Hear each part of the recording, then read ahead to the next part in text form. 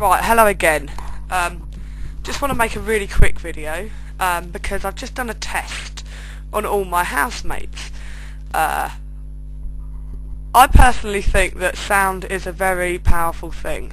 Any kind of sound, anything, can have a great influence on the way people imagine things or feel about things. So I wanted to see which of my housemates had the best imagination or the most vivid imagination when I played them something, when I played them a sound. Okay, so I'd like people, if anyone watches this, to tell me what mental images they get when I play this sound to you, okay?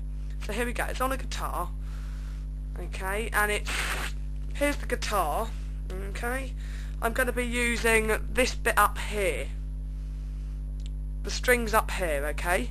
So if I just play you it, and then I'll tell you what my housemates said they imagined.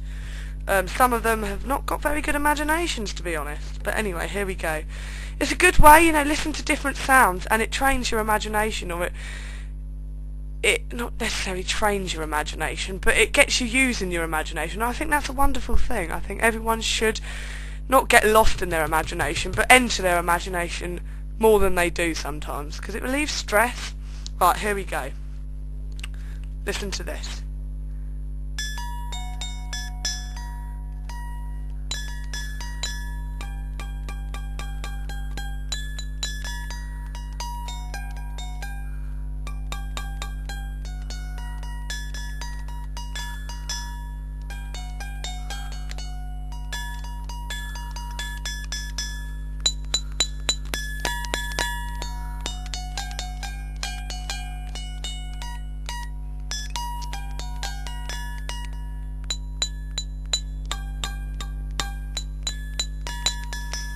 Okay, that'll do.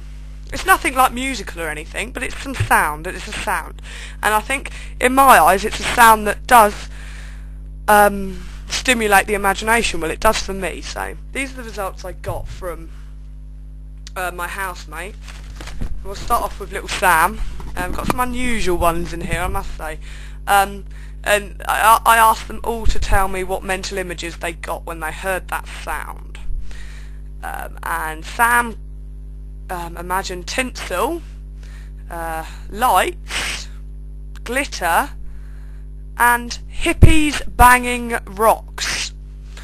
Now that is random, but that's a good mental image. That's a very good mental image, and I'll go into what I mean by what a good mental image is and what a not so strong mental image is in a minute.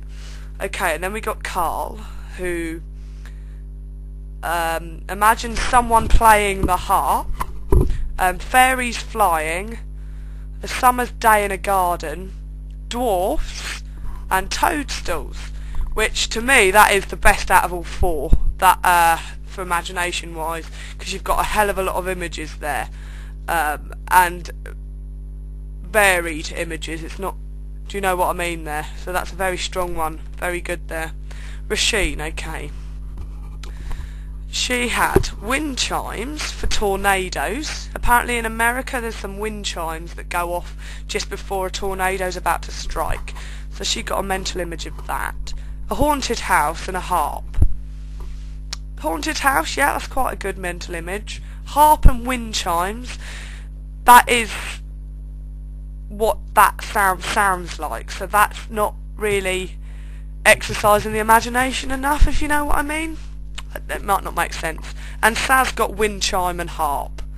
So what I mean by a strong mental image when played it sounds like that, it's like that sounds like a wind chime, doesn't it? And it sounds like a harp. So that doesn't make you use your imagination as strongly as somebody like Carl, who imagined dwarfs and toadstools. There's not such a big link between them, so that means his imagination was more flowing, I find.